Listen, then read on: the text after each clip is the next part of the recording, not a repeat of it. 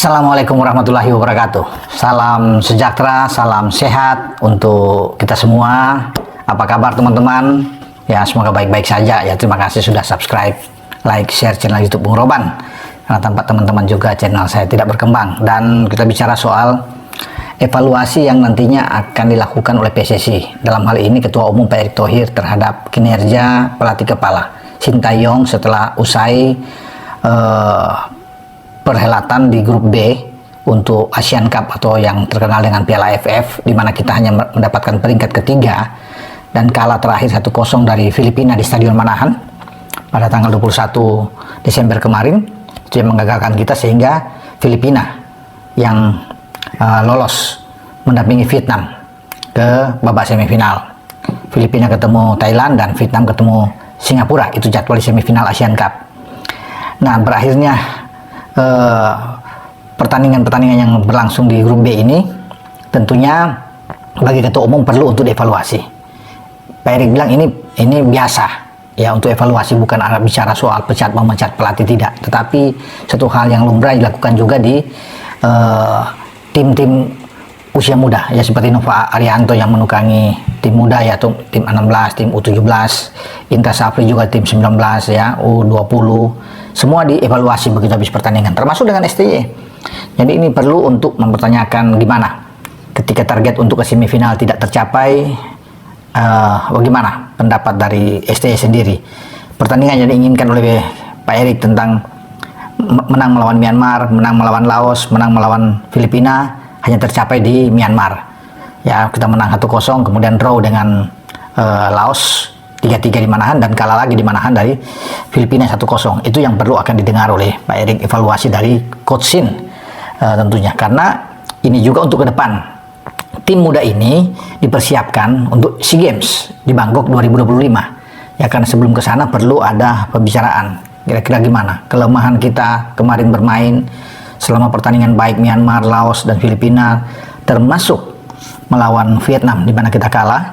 Kalau Vietnam itu memang targetnya ya imbang sudah bagus, karena Pak Erick tahu ini tim muda bermain dengan tim senior yang sudah matang seperti Vietnam.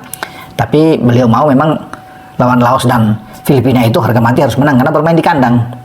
Itu yang membuat kita tidak bisa lolos karena ditahan imbang, karena seharusnya 3 poin melawan Laos dan 3 poin melawan Filipina. Walaupun mungkin dari segi statistik dari semua aspek kita unggul, tapi hasilnya mengecewakan ya, sehingga perlu untuk bisa berbicara dengan STY, karena STY juga fokus untuk menangani tim senior.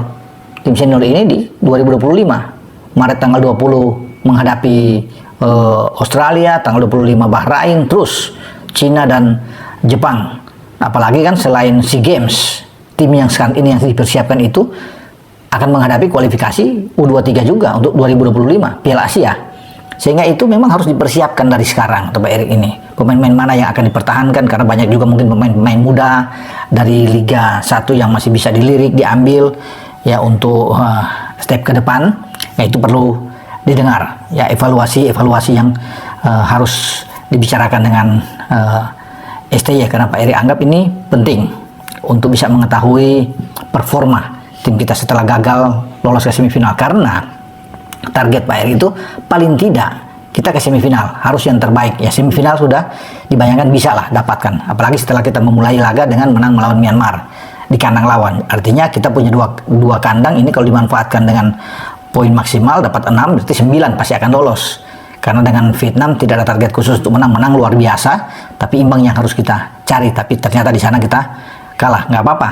Tapi yang 2 kandang ini yang di mata Pak Erick ini disesalkan, bahwa kita itu gagal mendapatkan hasil yang positif ya, terutama kecewa dengan kekalahan lawan Filipina kemarin. Jadi semoga mendapatkan suatu hal pembicaraan yang terbaik ya dengan STY, dan sekarang sudah harus fokus ke depan ya untuk 2025 ya. Walaupun nantinya kita di Februari ini ada Piala Asia, tapi itu kan di U20 di Cina yang ditangani oleh Coach Indra ya, Indra Safri.